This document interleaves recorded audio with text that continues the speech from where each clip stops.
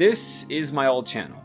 Throughout the years since 2020, I have brought it up in terms of my past and everything, and as of this video being uploaded, this channel has been deleted forever off of YouTube.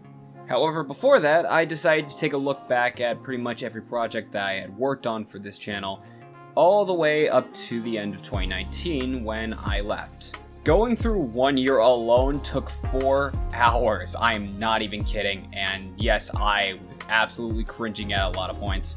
So, because I figured that nobody wants to sit through a 4-hour video of me giving commentary on my old projects, and also, that is a nightmare to edit, and even more so of a bitch when I have to export it, I have decided to break off the different sessions of me watching my own content over the years so that it's quicker to get out the door, and that way I can turn these binge sessions into a full-length journey. So, without further ado,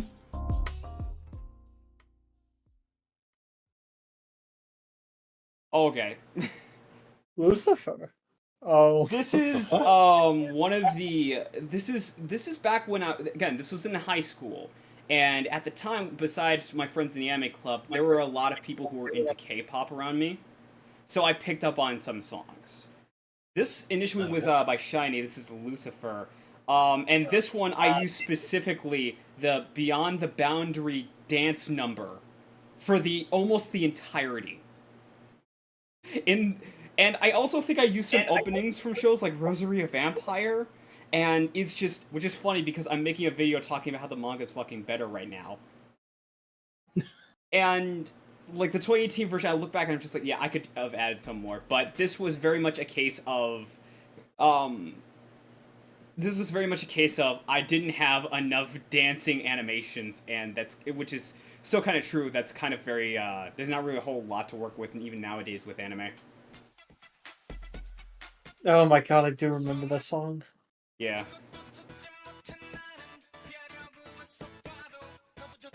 I do want to do something with dancing.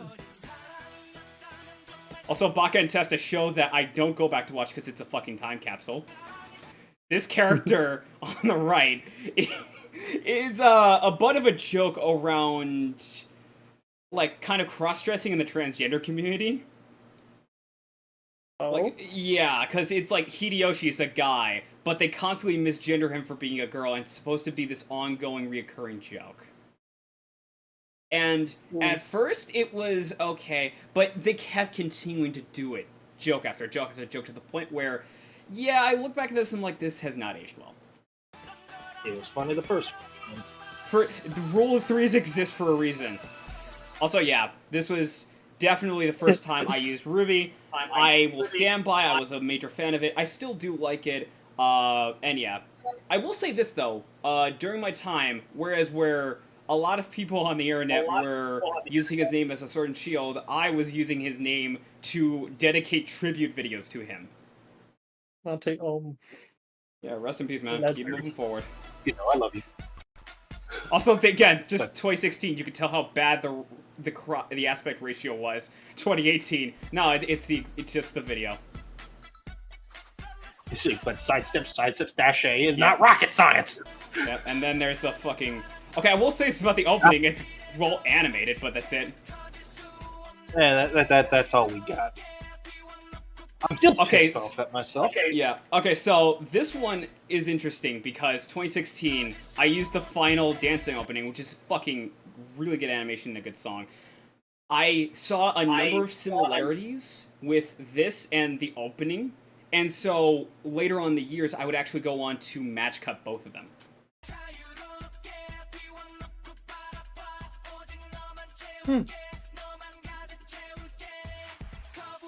Yeah. Again, I think this was really around the time when I was starting to get into the vibe of really knowing how to do anime, which is fitting because this is the third one I did. But I still had some problems. Like this, because, again, 2016 version, this is just nothing but that dance from Beyond the Boundary. Meanwhile...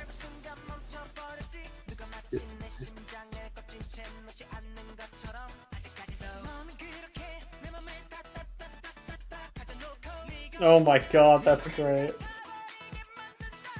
The only dance number that Gurren Lagann came up with. And that was all it had. That's all they needed.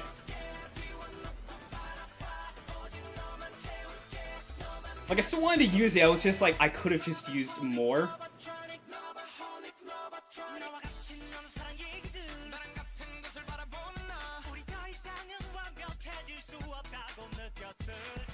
Courage Warrior was due for my past self. I knew how to match cut and know when to better spin stuff, like, or better speed up stuff. God, I really still like this song. Oh no, the song is good. I got nothing against the song. I know, but that just feels like a time capsule for me of my old music habits.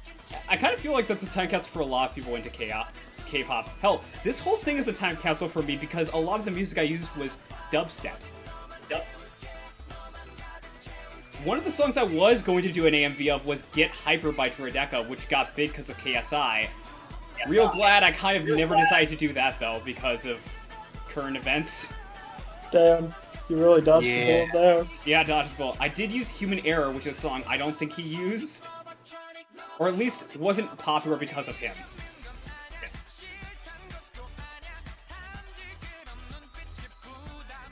Again, just 2018, all these different edits. 2016, we're still on the fucking one dance. Well, unfortunately, that's what I even did at that time. Death Parade opening, one of the best fucking openings. I still question to this day, why haven't I gotten to work on a script for this? I really question that.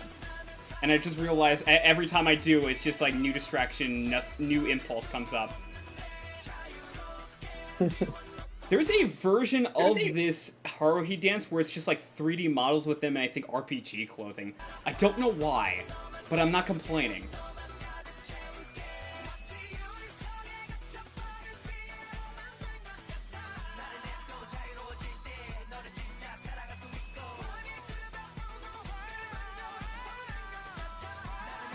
The fact that it's match cut perfectly, again.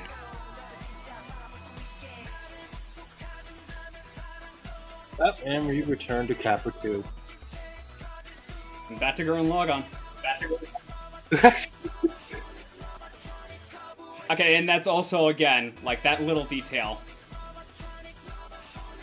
The glitch. Okay, so Viva Video at this time had an update where they added in, like, these own little, transitions. That's how I was able to do, like, transitions and movements to other stuff outside of match cuts. And they had a glitch one. I overused a lot of these, transitions. Yeah. A lot of people do that for their earlier stuff. And then this is where it just stopped. But yeah, this is when I was starting to do more K-pop stuff. Yeah, this video was made with Video Shop and Viva Video.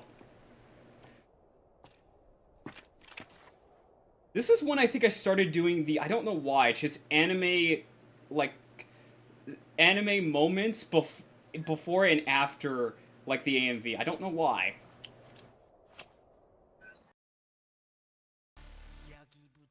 But this was a big song back in the day as well, Big Bang.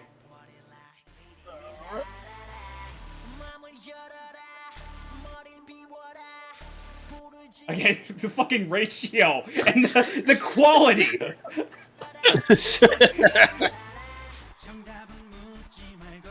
I will say, like, at some point, it just gets to the point where I start recycling a lot of this old stuff. Not just the anime, a lot of the old videos I used to do. Just to save time. That's what we need. We need to transition back to crappy quality. So you go from high quality to terrible. Dude, I could make fucking, like, Break Through It All from Sonic Frontiers as a 144p Naruto AMV. I could do that. I don't doubt it. I don't think the world's ready for it, though. This is probably... I was not ready for it. This is probably one of the ones where it's just like, I don't regret too much. It's just definitely things I would have gotten definitely back. To this day, there's stuff that I use for a lot of these dance AMVs where it's just like, I either have never seen or don't even know what the fuck this was from, or if it was just an original animation. Like, I don't know what the fuck yogurting is. That's the thing. But it's a good-ass fucking video. That's the thing.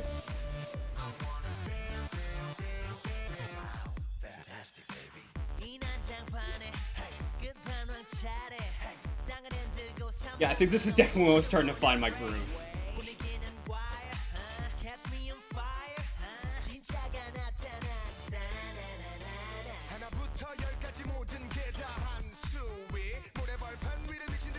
Aspect ratio and the fucking resolution again. Drink every single time you see an aspect ratio change.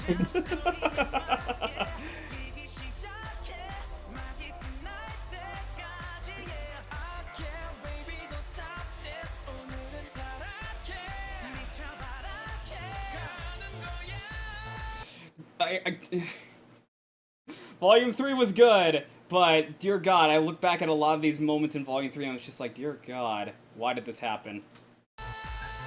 Yeah, That's not even on me, that's just on the show.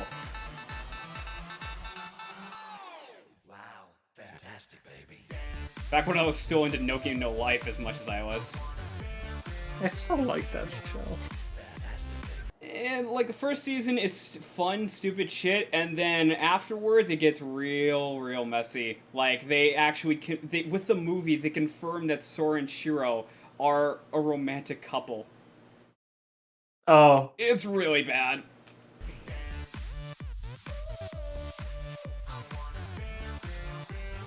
Yeah, this is very, like, again, you can tell this is when I was still in my basic weeb phase. In my defense, I was 16.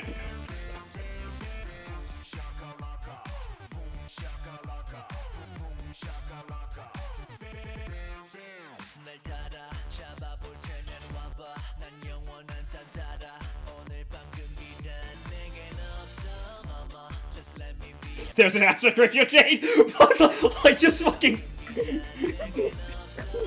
just the fucking box. It's an aesthetic choice. It's a legitimate strategy. Rosary of Vampire, or whatever. Like, I don't care. I hate both of those shows. Ah, fuck, care no more. Also, Kimi to Doke, which I'm actually surprised this got movie-long season 3. Like, they had a bunch of movies for their 3rd season, and I'm actually real surprised for that.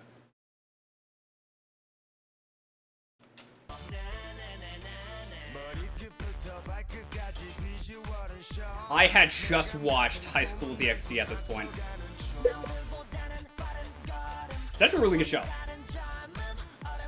Is it? I haven't watched it. I watched High School of the Dead thinking that was High School DxD. Because I mean, for ecchi quality, yeah. For the story, though, you know, if you want, like, a genuine, like, kind of... It feels like Tenchi Muyo, but more updated. Because they have, like, a main character getting all these powers and all these ghosts flocking to him, but he's a main character with trauma.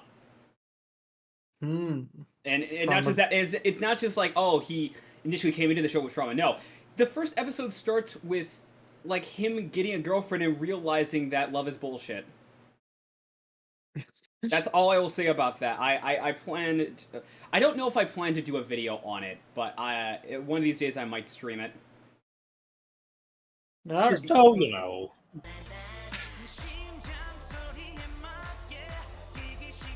The reason why I don't have too much of a problem with, like, the anime I use in this is because K-pop music has their own, like, music video things where it's like they want to create their own, like, movie or cinematic universe where they look fucking cool, and it's just like it brings that same type of vibe.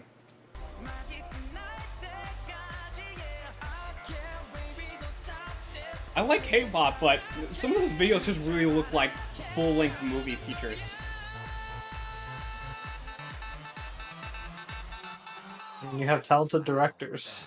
What do you expect? Yeah.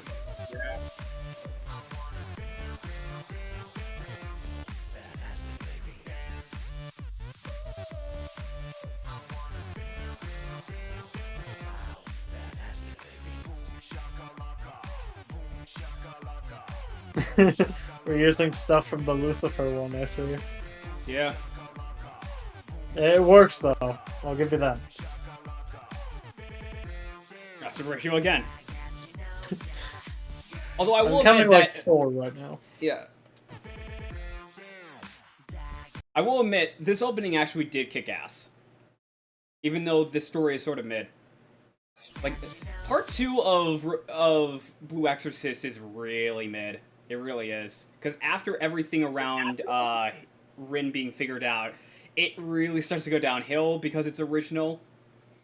And then years after finding out that the manga is still going, I went and binged it, and it's just like that 2 to 3 year gap of waiting for the Kyoto Saga to be animated. Just it's not even a third of the actual manga at this point. That's how far behind the anime actually is at this point. And why I'm glad that it's actually getting a new season. It got a new season, I think, this year. I wonder if it was a lack of budget or something. Fantastic, baby. Maybe.